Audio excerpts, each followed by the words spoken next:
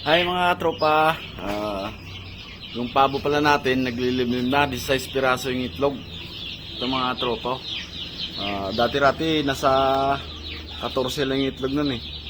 Ngayon lumabot ang 16. Bali bumabaan yung inahin natin na pabo para kumain. Yung nagawa ko mga tropa, binabaliktad ko yung itlog pag bumababa yung inahin. Para yung init sa likod umikot din.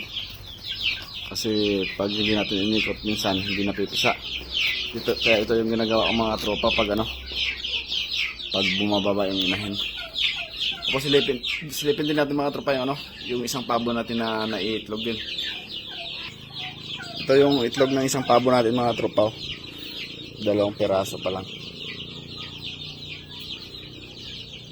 Dami naman ng paitlogan, dito pa talaga ng itlog. Ayos ito mga tropa. 2 pabo na natin yung na itlog. Yung isa naglilimlim.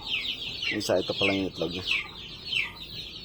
Sana lahat ng mga hens natin na pabo may itlog para dami lali yung natin.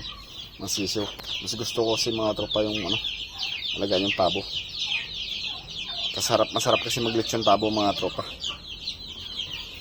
Silipin natin yung mga native mga tropa. Gutom na. Pakainin natin to. Yan, gutom na yung mga sisiw natin. Haba ng liig naman ng yan. Sisiw. Bakit kaya? Haba ng liig ng sisiw ng natin. Native. Yan ayun. Ang puti at saka itim haba Baka nanibago lang ako mga tropa. Yan, kuha mo na ako pagkain mga tropa. Pagkain ito. Mga tropa na nanonood ng video ko, maraming salamat. Pero bago yun, sana sa bago pa lang sa aking channel, mag-subscribe, paki-like at paki-share naman mga tropa ng YouTube channel ko. Bumalik na pala yung pabo natin na naglilimlim. Puting nabaliktad natin bago siya umakyat. Kumain kasi siya. Ayan. Ayan, ayos mga tropa. Kuha mo tayo ng pagkain ng native natin.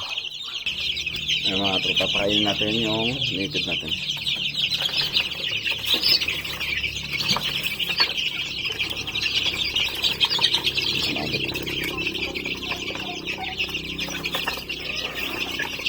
Ayan. Ayos mga tropa. Isang pakainan tayo doon mga tropa.